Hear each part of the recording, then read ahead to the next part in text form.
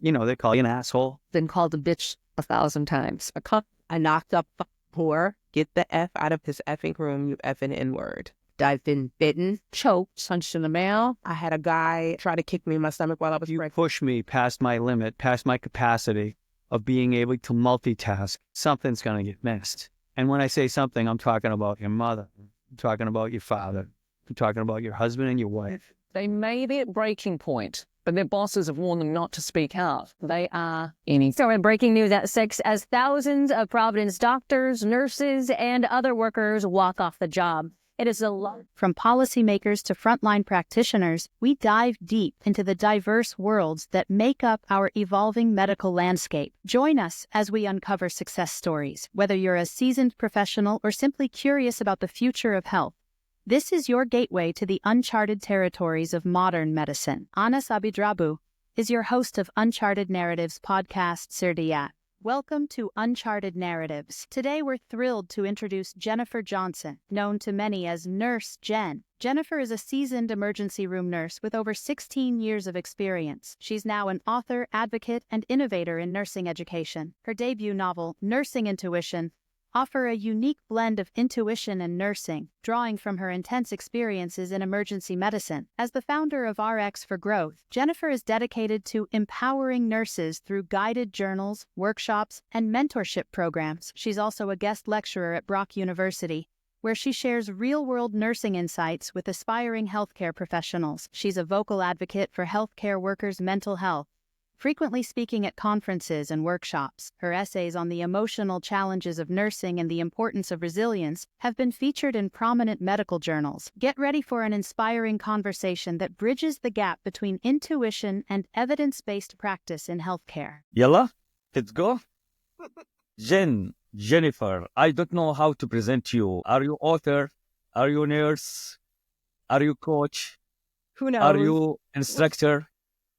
Who are? A lot of things. I'm an ER nurse of 16 years, have been everywhere from Northern Ontario, where it's just me in the ER department, to stroke centers and trauma centers. Then I wrote a book, so I'm an author too. And then I started a business, so I'm an entrepreneur. And it's been one of those things where everything is just happening and I'm just rolling with it, because really, this is just such an interesting ride that I'm just here for. And, the message of just nurses helping nurses is one that really unites us all.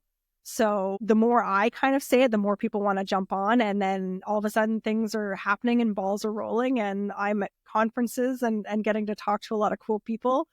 And so I'm rolling with it. I don't know what tomorrow brings, but I'm excited either way. Yeah, for what I have seen in Canadian culture or Canadian community, you are Canadian, but you are typical Canadian, because you try to play different role.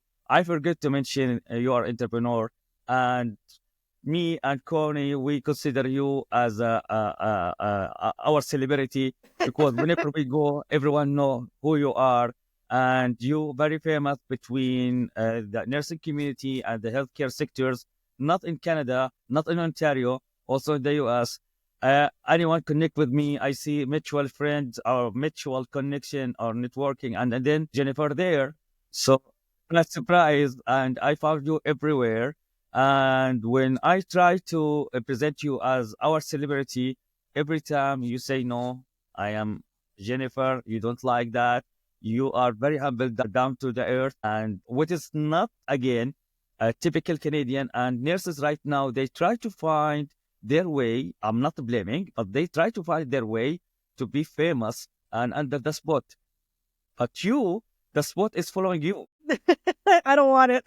It's just there, right? So again, all I'm doing is I wrote a book, so then you have to do the PR, and so you get on 50, 60 podcasts, and you're talking to people, and everybody that I talk to in a podcast is like, oh, you should talk to so and so, you should meet so and so, and it's always one thing leads to another, which leads to another. And so I've met people that are just so interesting and so awesome, and to be like on me.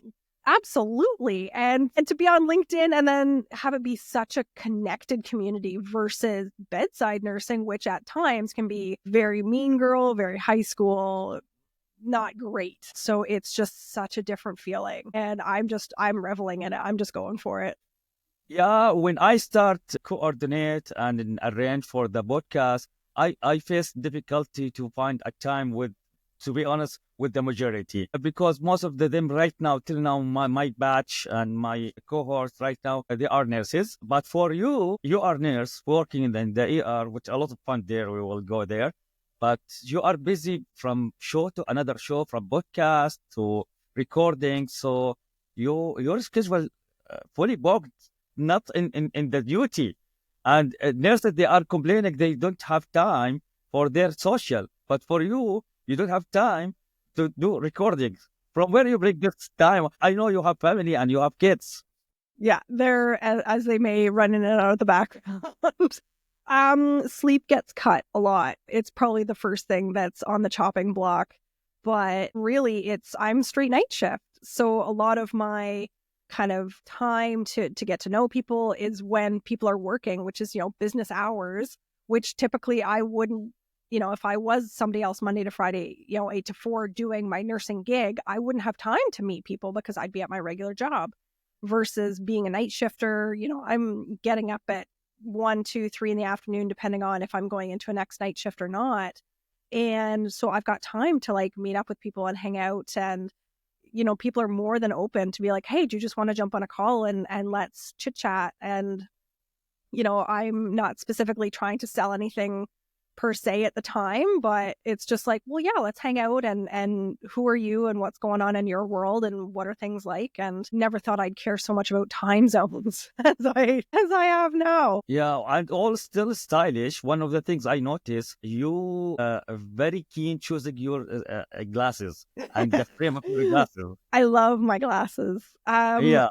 I have had no training in branding or anything like that, but there was one nurse writer that I was following I still follow her, and she always had the most beautiful, brilliant, bright red, thick glasses, and they stood out so much. And again, with LinkedIn and all you have is like one photo where it's just your head, I thought, well, I probably should get some really interesting glasses to really kind of set myself apart a bit.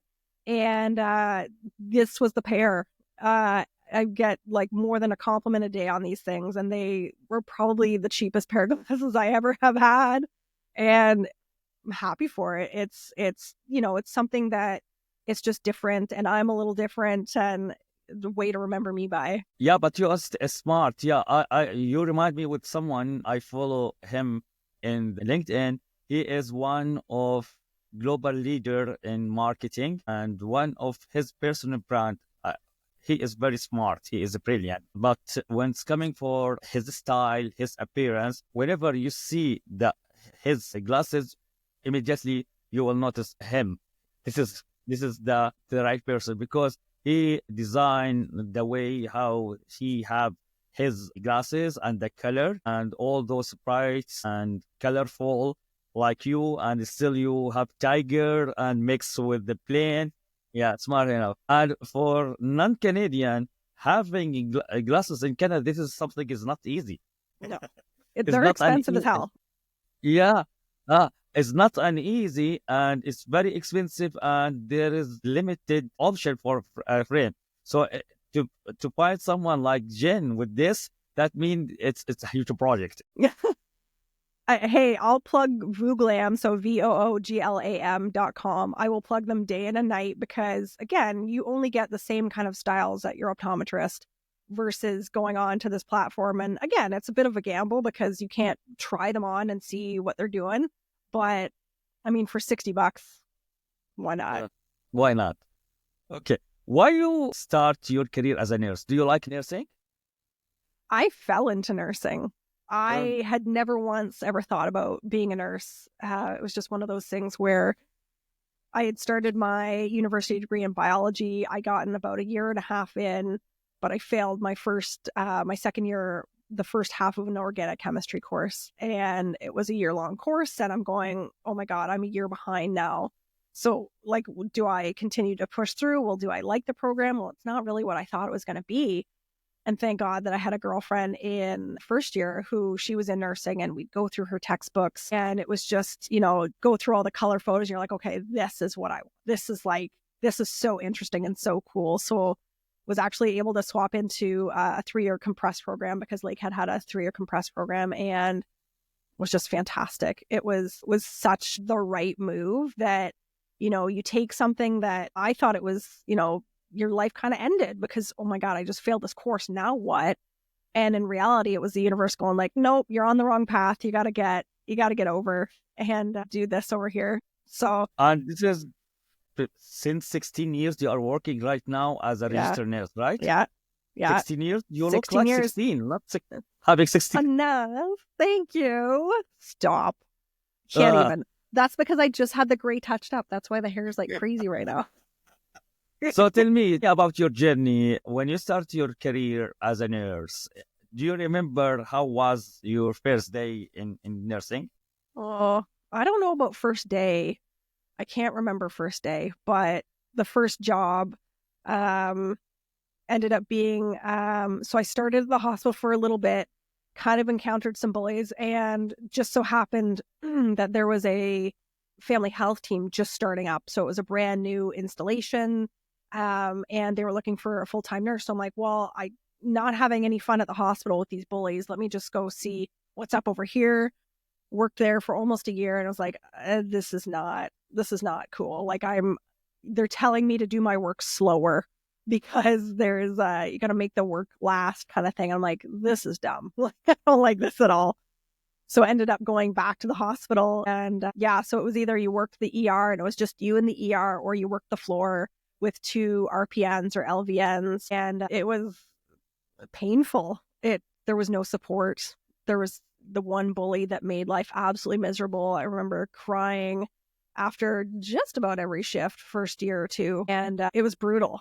But silver lining, it gave me a lot of time to do certificates. So I've got a certificate in anticoagulation management. I didn't finish my diabetes. I probably should have. My diabetes educator. I did. You don't have time. You are busy with the podcasts and show. Now Yeah. it's, it's all these things where, I had so much time then. Now it's, busy and things on the go. And, but yeah, we moved down south and, to a stroke center. And all of a sudden I went from seeing potentially nobody in 12 hours to 80 to 100 people in 12 hours. And just, finally feeling like you fit in, and started getting my feet wet and met some really fantastic people, and just, really found my groove. Ended up moving around a little bit after that, but it's been interesting to say the least. Been in ER? So it's been 16 years total. In ER specifically. So the first job was 5 years, and it was half the time you'd be in the ER, half the time you'd be on the floor. Like you just kind of alternated. Second job was about 5 years, full-time emerge. I did do a little stint in pediatrics inpatient for about a year, did that. Went to pediatric emergency after that. So that was about a year there. There was a trauma emerge that I did for about a year. And then my current job that I've been in for about 6 and maybe 9 months of that, I went to a recovery room at a cancer center. But it's been predominantly ER. So how your life look like when you back to your day-to-day with your family, with your friend, but majority of your life was in the ER with fast environment, very quick, everything's you keep yourself at your toes, and you don't manage your time and your break. You don't manage anything. No, you're just hoping that nothing critical comes in if you're already slammed. Yeah. When you go for your normal day, do you switch this off and back as a normal human, or still this is impacting you? No, this is just kind of me. My parents will tell you that I've always rushed my entire life. So the ER is a very, very good fit. The joke that anybody with ADHD ends up in the emerge because of the quick back and forth, never know what's going to happen, that kind of feel is 100% on point. So you can't turn the ADHD off when you get home. Right. So it's same thing, doing the planners, doing the book with the kids, with the husband, working, entrepreneurship, all this kind of stuff. It's just a continual, always moving. Because for me, I spent 3 years in ICU. Since then, I feel very difficult to come back as a normal human, Oh yeah. not on the rush, and live the life easy without feeling you are under pressure. Still, till now, only 3 years, but Yeah. I have the same feeling. I feel I am under the rush, even if there is not there is nothing to do. I have that feeling, and from here started to realize that this is the side effect of the burnout which I had in the past. At that time, I wasn't aware about it. So, do you like Emerge? That's what I understand from you. You like it? I love it. Yeah. ER for life. So it is funny and interesting and enjoyable, like what we see in the TV. It's for the most part nothing like TV other than the wait times and people getting upset. You will have, in a regular day, you've probably already got patients that have been admitted who can't go anywhere. So you're taking care of them. And then your people who are coming in and out, 60 to 70% of the patients who come in to Emerge could have gone to a family doctor, a walk-in clinic, or an urgent care center. They didn't need to specifically come into the Emerge. So again, then only 30 to 40% of what we're seeing is actually people who should have come to the Emerge. And throughout the day, that's maybe 5 to 10 to 15 people in total in 12 hours that really did need to come to Emerge. Of those, maybe there's one who, holy crap, we really needed to get on this and go, like true emergency, like stop everything, drop what you're doing and go. So it's not quite like the TV shows that have you believe. Yeah, and that. Okay, let's give it in different way. So for non-Canadian, okay, I will try to mention from where I came. I visit as a patient in Jordan, in Saudi, on all Gulf countries. So for us, that mean regardless what is your diagnosis and what is your achieved complaint, within 1 hour you are done. So Sorry. tell them how the experience in Canadian ER, how it's Yeah. like. So in a Canadian ER, you come to triage and you're given a score from 1 to 5. 1 being you're damn near dead. 5 being you shouldn't have come, pretty well. And so when the triage nurse, we take the story, we take your vitals, and we put those two together to say, okay, how sick are you on a scale of 1 to 5? And depending on that scale, theoretically, that's how long you're supposed to wait. So 1 is supposed to be, you're supposed to see the doctor immediately. 2 is supposed to be within 15 minutes. A 3 is within half an hour. A 4 is within an hour. And a 5 is within 2 hours. What actually happens is even if you are a 2, you're potentially waiting 2 to 3 hours to come into the department. You're still going to wait another hour or 2 after that to then see the physician. So in the meantime, we can do blood work, we can do x-rays, we can give you some medications within our medical directives to get things started and to get you feeling better. While we're continually assessing you to say, like, are you sicker than maybe what triage thought? Are you not as sick as triage thought? We're waiting for blood work results to come back and put that all together to then figure out, okay, like, do I need to grab the doc and be like, no, like something's changed. We need you to be seen right away. Or, oh, we've brought you in. We've kind of worked you up and down. You haven't seen the doc yet. You're actually, congratulations, you're not sick enough to be in this room, into like a cardiac monitored room. You're not sick enough to be in this room. We're just going to move you to the hall. We may even put you back out in the waiting room to see the physician. So it's not a perfect system by any means, shape, or form. But, every day it's just you do the best you can with what you've got. And sometimes what we've got is 2, 3, 4 spots to see people. 60, 80 people coming through in the 12 hours. It's hard to rotate them through when you're waiting for the physician and you've only got couple of spots to kind of play with. Yeah, you are very smart and you try to simplify the process and give us the positive insight from this.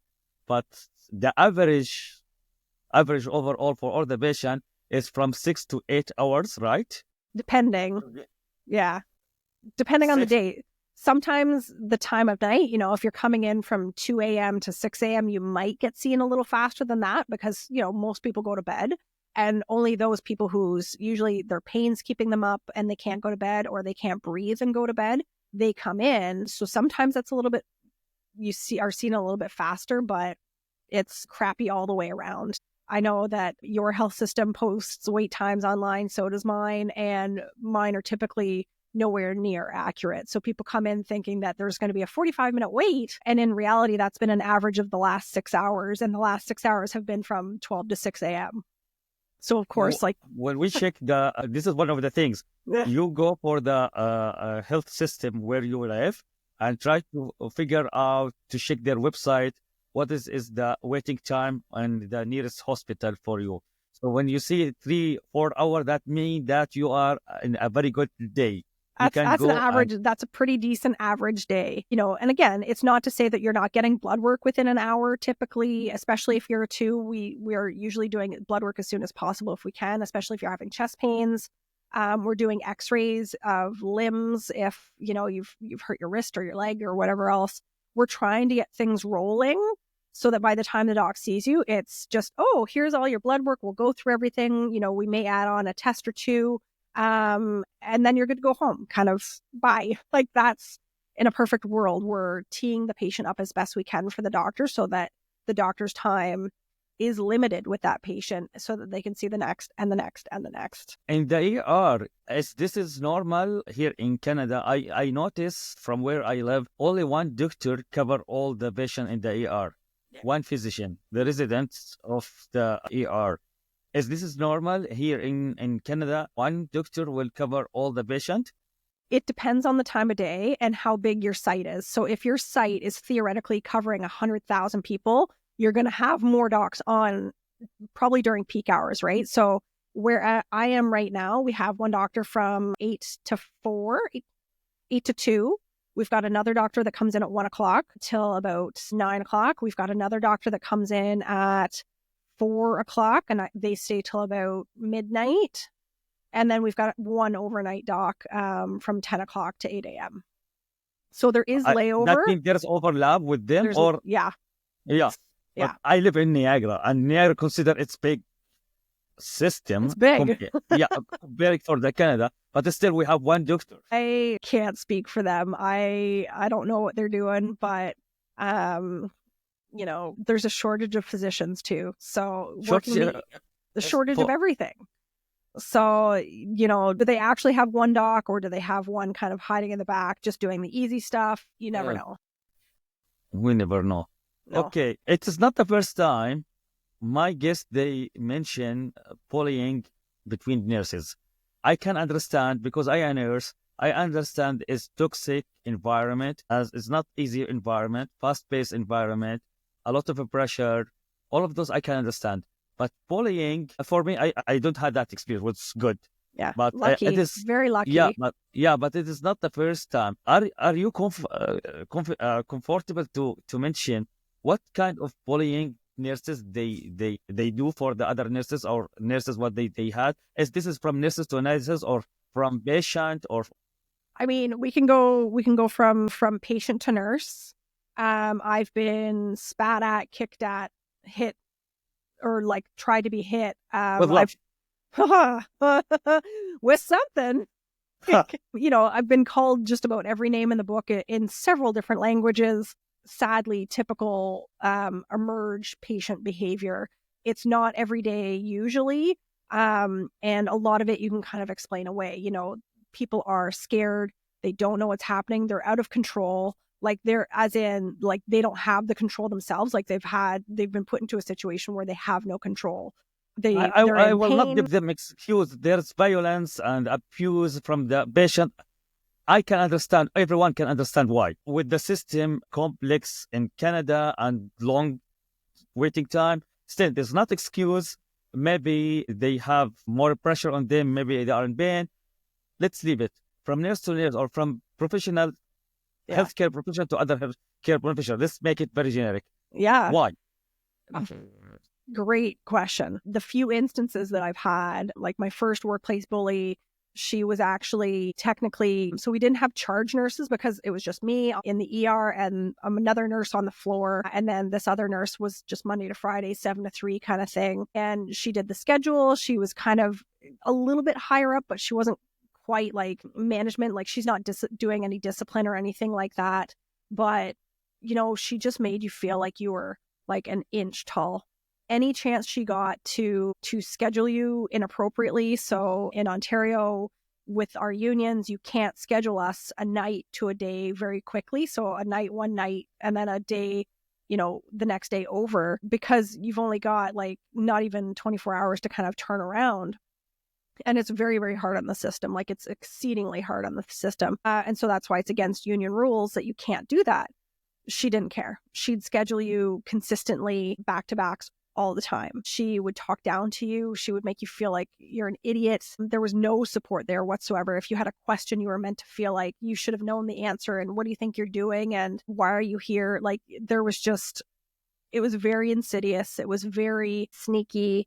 But when I tried to talk to like my manager, he goes, well, you know, well, that's just her. She's always been like that.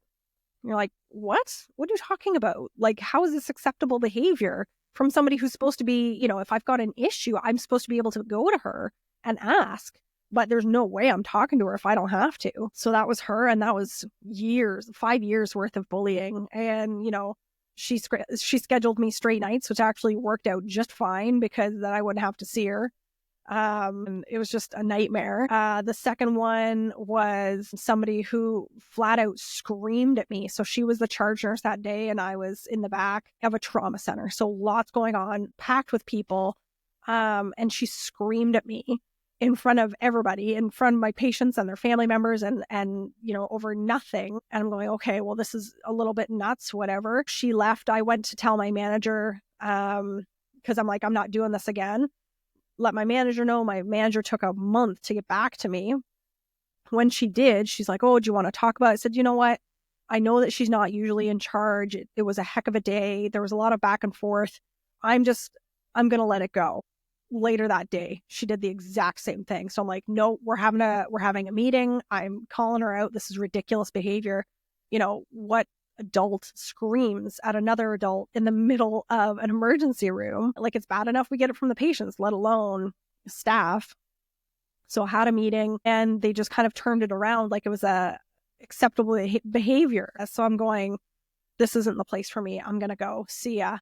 And then the third one was same thing, like just very, you know, condescending and you don't fit in and eye rolls and, you know, very cliquey behavior where, well, what do you mean you didn't go to this university and you didn't ever want to work at this hospital? Like, what are you talking about? Like, you're on the outside because you've worked other places and have come now to this hospital. And I'm going, what are you talking about? Like, it's not people's dreams to only work at one hospital. So much drama for no real purpose.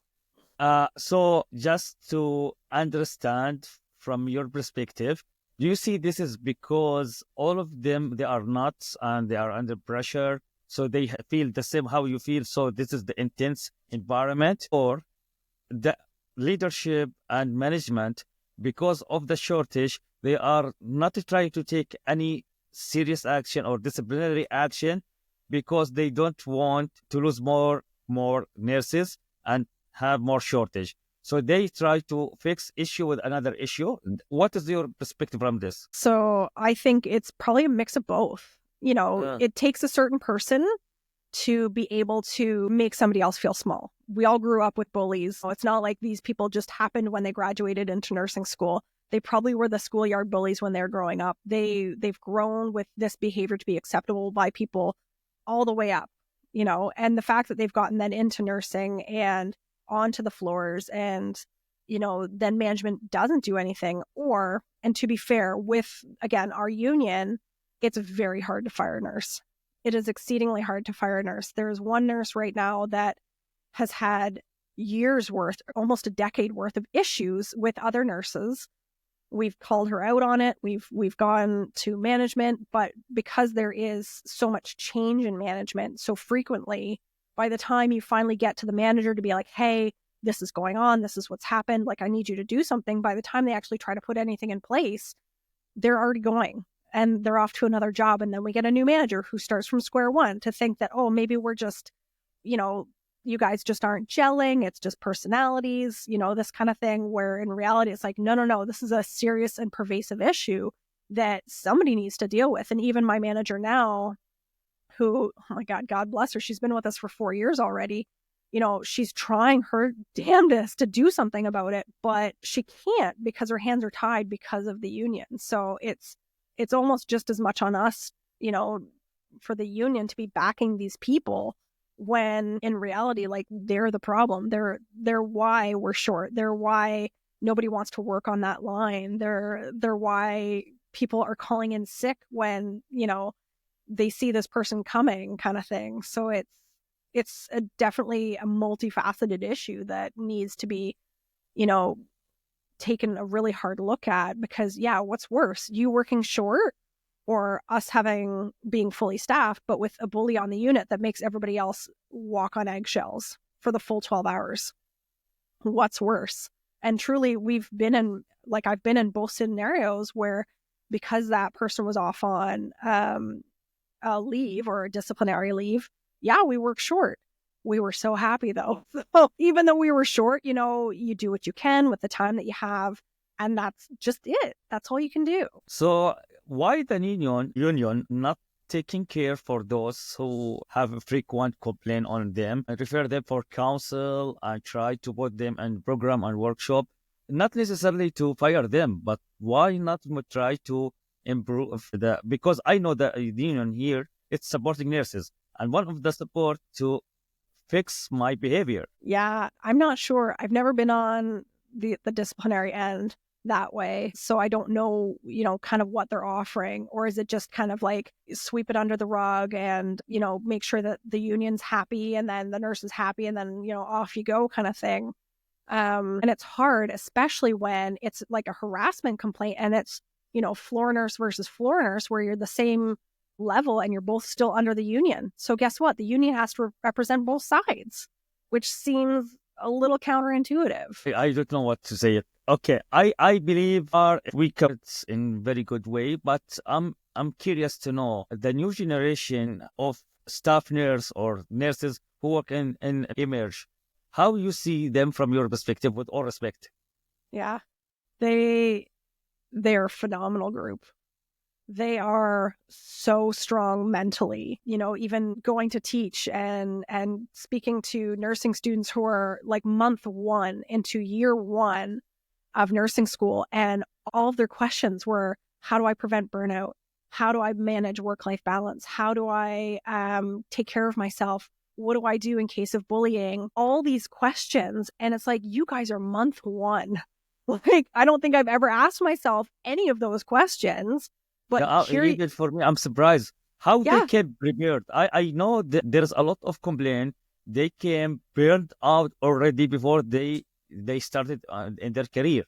Is because they burned out or because they are fully prepared? Well, their nursing school is tough and clinicals are tough. Like, I didn't come out of clinicals unscathed. I had one preceptor when I was still in, I think, year 2, and they were miserable. Like, you could do nothing right by this woman. She was just, if you can't do, teach, kind of thing. And it seemed like she was burnt out herself. So really then you're looking at your colleagues going like, is this normal? This kind of behavior. And then you'd go on the floors in other clinicals and the nurse precepting you would be horrible. Or then you'd have experiences like I did where a patient died and it was so unexpected and so traumatic that, like, I came out of nursing school with trauma already. So it's hard because as soon as you open the door to working with patients, there's that the switch is flipped. You're prime to get burned out because, again, being new to the experience, you don't realize how much of an impact a complete stranger can have on your life in 30 minutes. You can talk to people all you want about trying to prepare for it, but you can't. It's just you cross over this boundary into caring for people.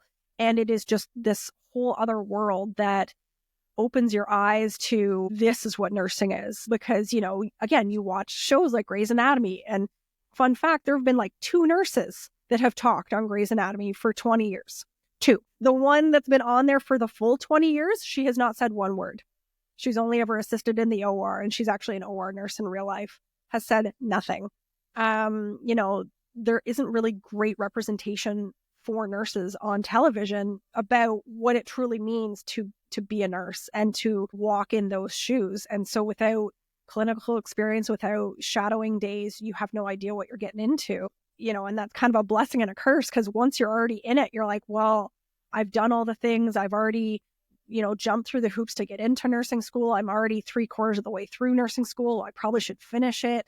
You know, so you just kind of keep pushing, even though maybe it's not quite right for you, or you haven't found that specialty that really feels good. So it's hard that, you know, once you look at it, you can't unsee it. It's hard for me to keep following you. You throw a lot of ideas, and in my mind, I try to see where the next to go with your experience. And now I see 2 things I want to highlight it here. I felt you have that passion working with different generation, the younger generation. And when I ask you about the new generation, and I feel that I see you with your facial expression.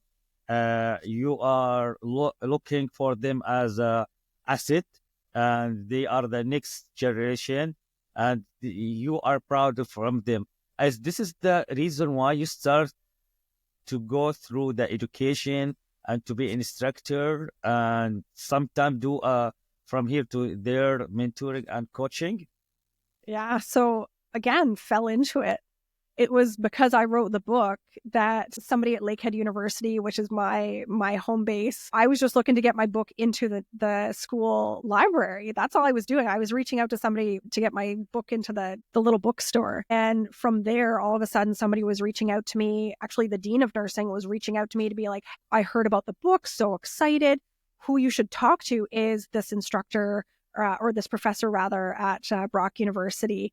And that's her passion. You really need to go there. And so in talking to this professor, again, just talking to her, she's like, hey, do you want to teach like a 3-hour class to my first years? I'm like, what are you talking about? She's like, do you want to come and be a guest lecturer? Like, sure. So ended up, you know, guest lecturing at a university, which made me so proud. But I never in a million years would have thought that I would have been able to do that. So it was like a huge bucket list item that I didn't even know was a bucket list item. Do you see yourself in the future